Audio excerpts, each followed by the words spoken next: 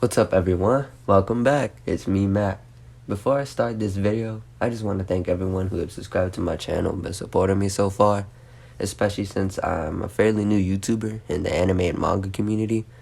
Right when I'm making this video, I'm at like 85 subscribers and I'm very close to 100, and that's very good for someone who just started in November of 2020. So thanks everyone. Alright, so let's get to the video. Today, I'll be giving tips on collecting manga. Whether you have just started collecting manga recently or have been a manga collector for a while now, I believe that the tips I'll give in this list will help you because they certainly help me. So, also, after all the tips I'll be giving, I will also have a mini light novel haul. It will be my very first time getting light novels and showing them on my channel. It's not that I never liked light novels, it's just I never had a chance to get one. But I got two that I'm going to show at the end of the video, so stay tuned. Alright, so I've started collecting manga for just a few months now. But I have a mindset as to how to take care of them, you know. You may have heard some of these tips before, but some of these are very helpful, especially to newcomers who just recently started their collection. So let's start with the first tip. Tip number 1. Buying manga that you actually want to buy. Some people tend to buy manga that they do not have much interest in, or are just buying it for the sole purpose of filling up their shelves. You should not do this because the whole point of a collection is collecting things that you actually really like and love. Why should you collect something that you don't like? You know, in the future you're going to look at your collection and be like, half of this stuff I don't even like. You probably just collected it just because other people were getting it. You know, doing this is a waste of money and space on your shelves. Let your collection describe you and your taste in manga, because that's what I do. I get stuff that I actually like and that I'm actually going to read, like I'm for sure going to read.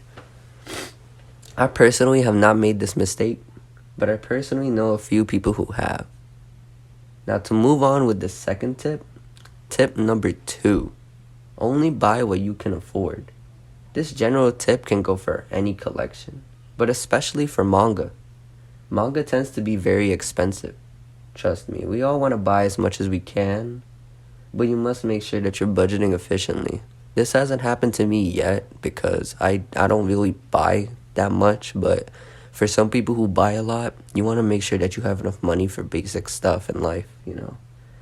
Let it be something that you take your time with in terms of buying manga and building your collection. You will at most times always have a chance to get the manga that you want in the future, or at any time really.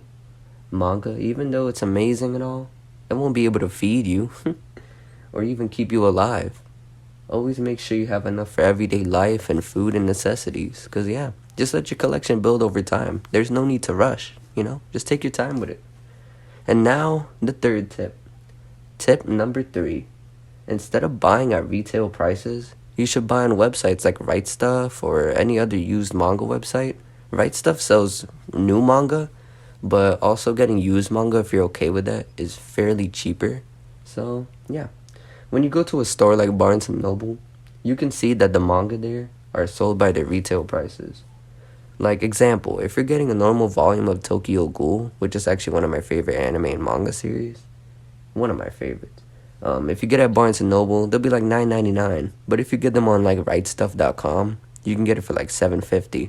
And usually they have like sales going on. I'm not a sponsor or anything, but they should sponsor me. I'm just kidding. But they usually have a lot of sales, especially holiday sales, Black Friday sales. They usually go like weekly. So they really always have something like Viz Media sales, Kodansha comic sales, stuff like that. You know, it's fun to go inside retail stores like Barnes & Noble and look at everything on the shelves, but they do tend to cost a lot more. So if you're saving money, I'd suggest that you buy from like Right Stuff or somewhere else online.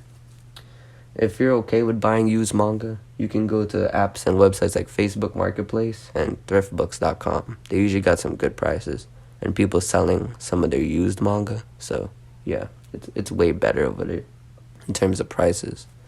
Alright. Time for the 4th tip. Tip number 4. Okay, so here's a tip for not letting your manga get like yellowing and becoming discolored. So you can place your bookshelves like away from your windows or any sunlight. This can prevent like your manga itself from getting discolored or yellowing, It's like something to do with science where they turn yellow from the outside, like the pages. They turn to a yellow color. Current manga collectors or people who have collected for a while probably know what I'm talking about. This also goes for regular books too. It happens. So it happens to the pages. But to prevent it from happening, all you gotta do is make sure your bookshelves are away from windows or sunlight. Like I put my bookshelf right by the window, but it's facing away from it. So it's not getting any sunlight in, and there's no like direct sunlight going onto it. So yeah, it won't yellow anytime soon. Actually, I have a manga book from 2012 when I was a kid, and it hasn't yellowed at all. So it's not like they yellow fast. You just gotta make sure you keep them in good care.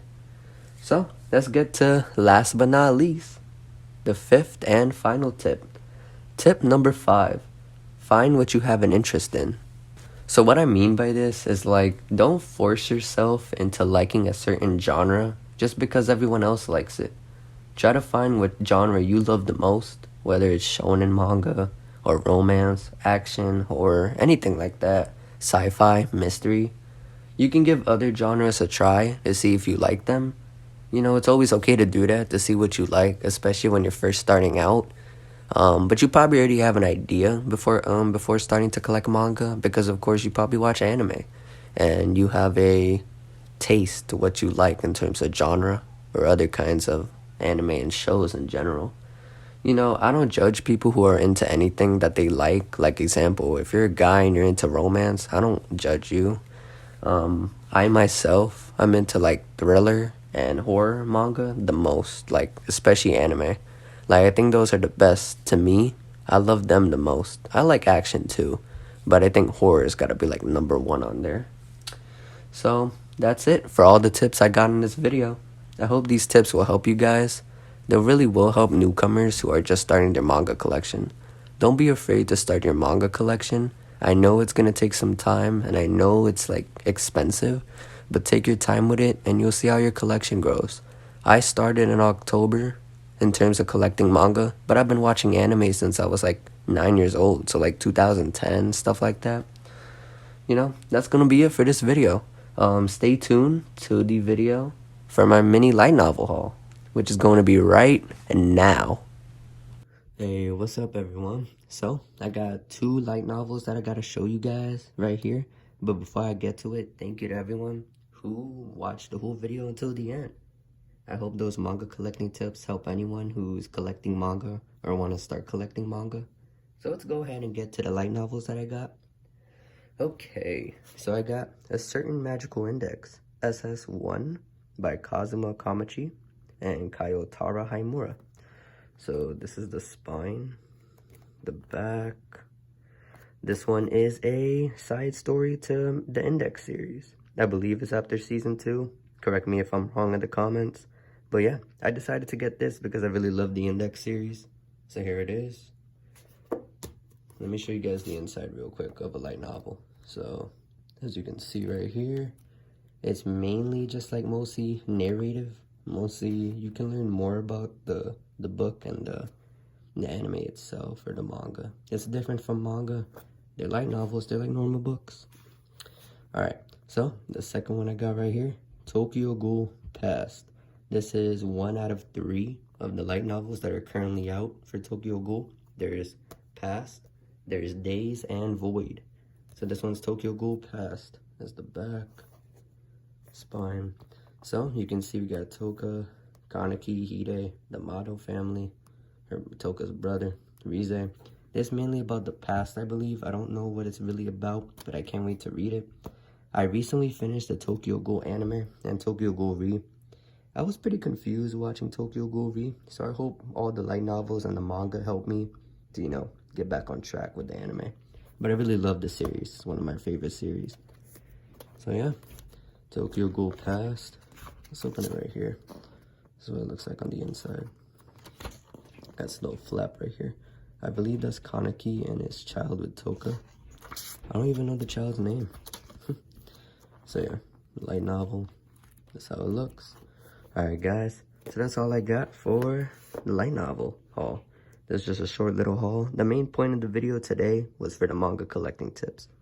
So I hope you guys have a happy holidays Stay safe, everyone. I'm gonna try and upload a video hopefully in December, by the end of December, or maybe on the last week of December. It's gonna be like a manga haul. I know I got some manga coming in from Right Stuff, and I might get some for Christmas too. So everyone, stay safe. See ya.